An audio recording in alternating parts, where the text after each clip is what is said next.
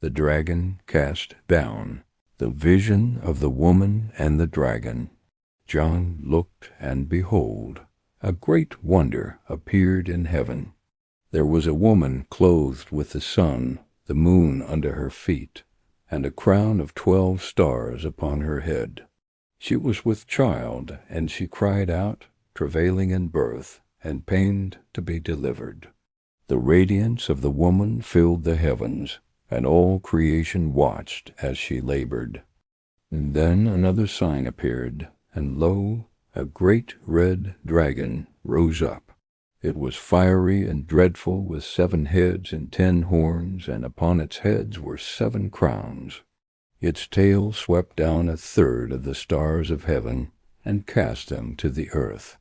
The dragon stood before the woman, ready to devour her child the moment it was born.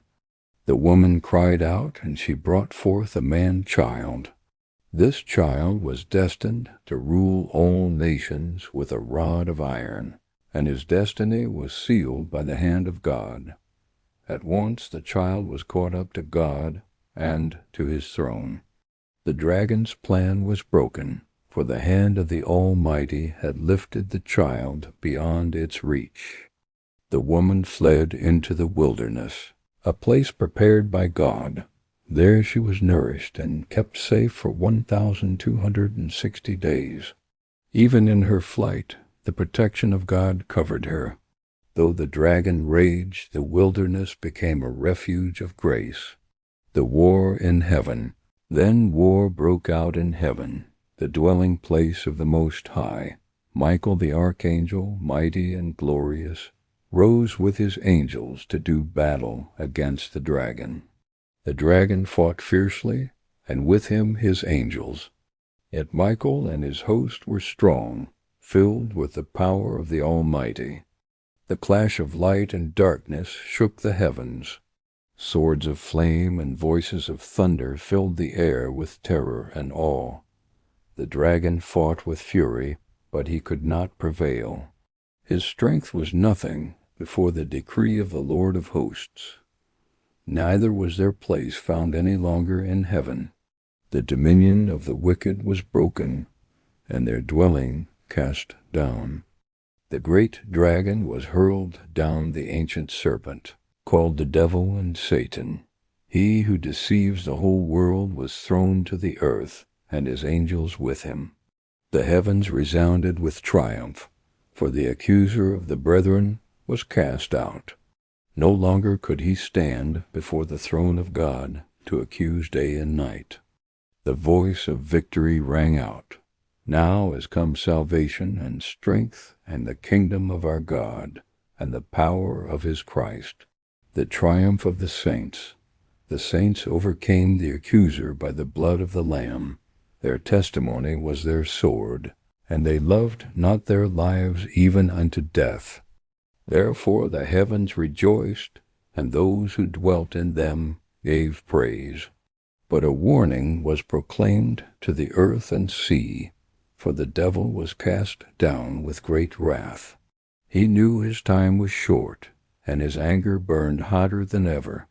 His fury turned toward the faithful, seeking to break them in their weakness. Yet God preserved his people, and the blood of Christ covered them. No weapon of the enemy could prevail against the eternal plan of the Father. The dragon's pursuit.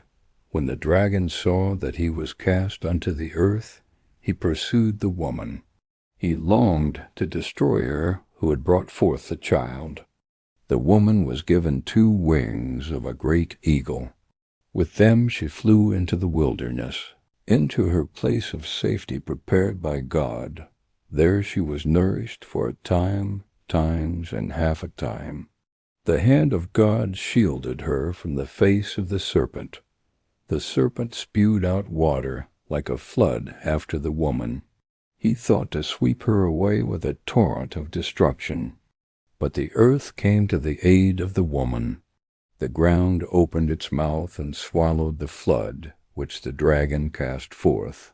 The plan of the enemy failed again, for creation itself stood in service of the Almighty. The woman remained safe in her place of refuge. The dragon's rage against the remnant.